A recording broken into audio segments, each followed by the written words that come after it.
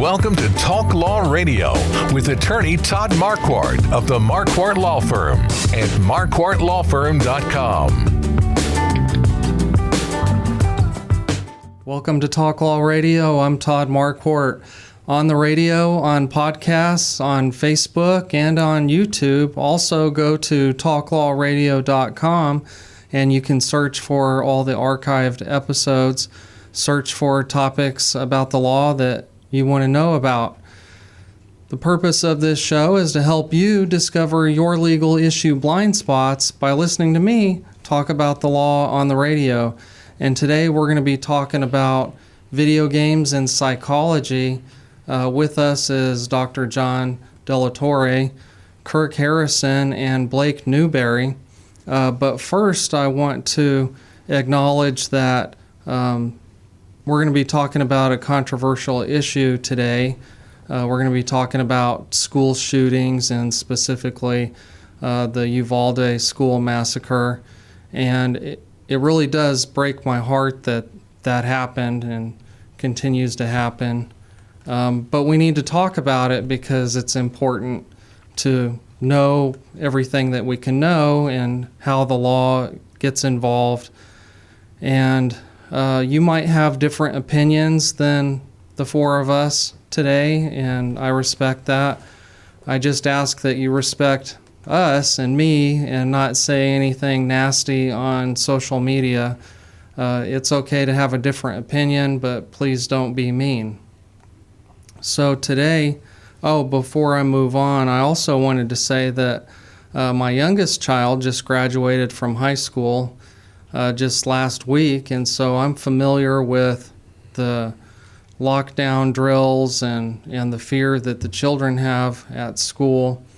It really hit home when my older son, was telling us that because he was in high school at the same time as my daughter when she started in 9th grade, he was still there, that he had thought out this elaborate plan about how he was going to go save her if there was an active shooter event.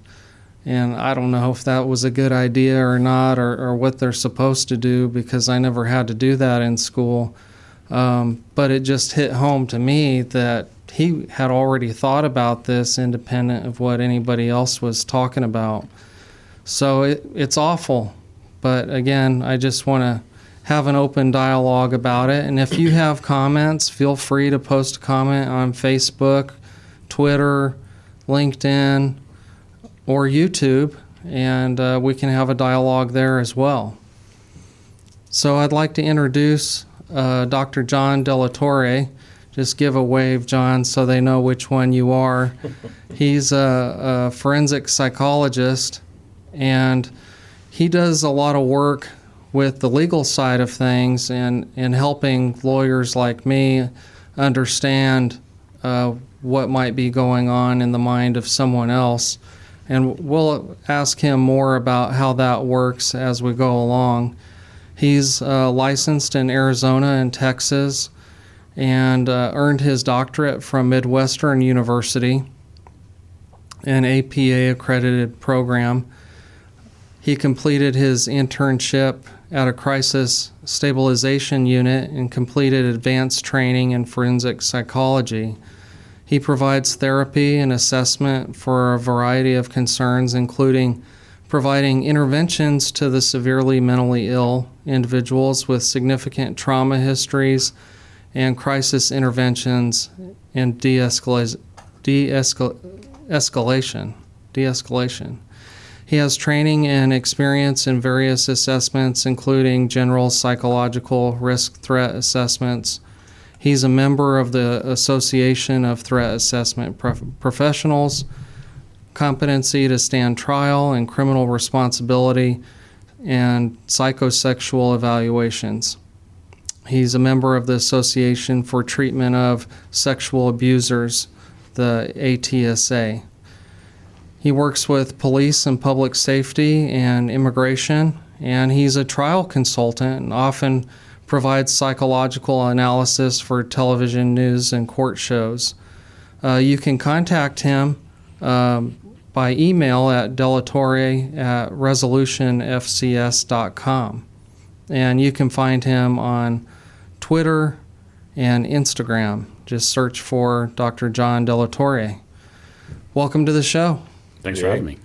We also have with us Kirk Harrison, who's a frequent radio co-host with me here at Talk Law Radio. He's going to be chiming in with his opinion. I don't know how I could add anything to with that big list that he just had there, Yeah. Just be curious about how all this comes together. Also with us on the other side is attorney Blake Newberry. He's an attorney with Marquardt Law Firm focusing on probate and estate planning. So now we'll get into the meat and potatoes of the show. I wanted to talk first about this court case that the parents of the deceased children in Uvalde, Texas, filed against Meta, which is the parent company for Instagram, and the parent company for the video game Call of Duty, which is Activision. So they filed a lawsuit for wrongful death and a lot of other claims seeking money damages for the loss of their children, and so I've been asking around to my fans and friends and family about should the video game manufacturer be responsible for this shooter that massacred all those children in Uvalde. What do you guys think about this lawsuit?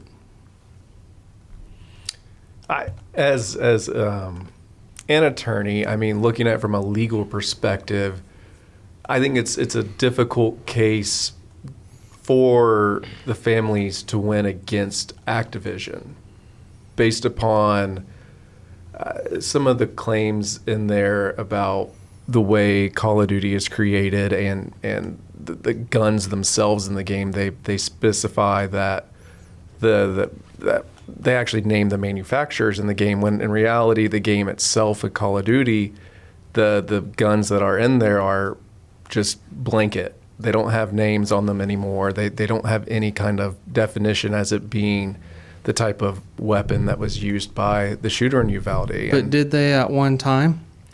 They did in Call of Duty 4 in 2007. I remember they didn't specify. I know it was mainly the sniper rifle, the Barrett 50 caliber sniper rifle. Oh, okay. But in the newer ones, it's all just made up names that use a template for a type of gun. But my perspective is I think it's a difficult case for them, the parents, to win against Activision. I think they could have a case like the Remington case that was done in another court matter. So maybe they have a case against Daniel Defense, but not Activision itself. So Daniel Defense is being sued. They were the gun manufacturer for the gun that this active shooter in Uvalde used, right? That is correct. Okay, so John, what do you think about the possibility that psychologically speaking, a child could play this game and somehow be convinced that they should do this kind of thing? Yeah, I think when you look at the research about whether or not violent media of any kind contributes anything to aggressive acts from individuals, it's all over the place. What we think we know is that once you are immersed in whatever violent media you're participating in, whether it's violent video games or violent movie, violent TV show, whatever it is, you are aggressive in the sort of immediate time frame of you experiencing whatever that media is, but it doesn't necessarily extend to a long period of time following. And that's important because there is a myth that these individuals snap. right? And that's a myth going back since the 1980s and even before, like going postal and stuff like that, going berserk, where there's this connotation that these individuals simply snap and one day they decide that they're going to engage in an act of mass violence. What we know for sure is that that is absolutely not what is happening. These individuals plan over a long period of time to figure out what exactly it is that they're going to be doing and accumulating all the resources that they need to, enact the plan that they're going to be involved in. So the notion that if you play a violent video game, that automatically means that you're going to then have the will or the means or anything associated with engaging in such an organized shooting, I think it does a disservice to all of the individuals who do play these violent video games, of which there are millions, and they don't ever engage in any kind of aggressive act at all. I can see that. One of the questions I was thinking about is when you were saying on the legal terms, it's going to get ugly in that trial because there's going to be a lot of that push against the parental control. And as you were just saying, where it's over a long period of time that they plan this, when the mom and dad come into the room and see him laying out these plans, it's not like they were hidden or anything, okay? I mean, my understanding, he tried to get the gun and took a little while, and a lot of things happened before it actually went in. How would you not know that that's going on? That's the problem, because then they're going to go to court, and I hope they're ready. And God bless them. I understand the loss. I mean, it's devastating. It's a hurtful thing, but it's going to be ugly, okay? Because this company is going to hire some high-powered guys that know what they're doing. They're going to hire guys like John here that are going to come in, and they're going to say things that they might not like to hear. And just from a personal perspective, I was in human intelligence in the Army, which I'm not going to say exactly what that means. But anyhow, there is a point where you have to watch people, and it's over a consistent time to control people in the environment that they're in to get to that break point that you're talking about. Sure. All right. Now, once it happens, that's it. It's a difficult thing. Then it's a psychological problem, okay? But to get to that point, as you were saying, over a long time, none of this is going to be pretty, okay? And I can't imagine having to relive that again in court. Oh, right. What this went through, and then have someone come in and start throwing accusations at their parents and this and that, and they're the people whose kids died are going to be saying, yeah, it's them. Yeah. I mean, it's going to be ugly all the way around, and that's where I see it as a perspective. Court in itself is not a pleasant place, but being back and forth, and then you coming in and people who are knowledgeable and experts. Well, let me stop you right there. We got to take a break. So we'll be right back. Stay tuned. This has been Talk Law Radio with attorney Todd Marquardt, brought to you by the Marquardt Law Firm.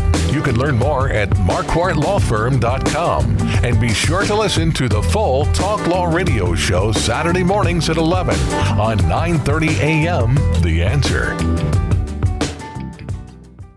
Each week, attorney Todd Marquardt talks about the law. His mission with the Talk Law Radio show and podcast is to help you discover your legal issue blind spots. In the beginning, God had one law. Don't eat from the fruit of that tree. Then came the 10 Commandments. Now we have federal, state, and municipal lawmakers that won't stop creating new laws. Laws that might impact you without you knowing it. Listen to the show and drop a line on Facebook or email host@talklawradio.com and let the host know what you think of the show, the topics you want to hear, and whether you want to be a guest.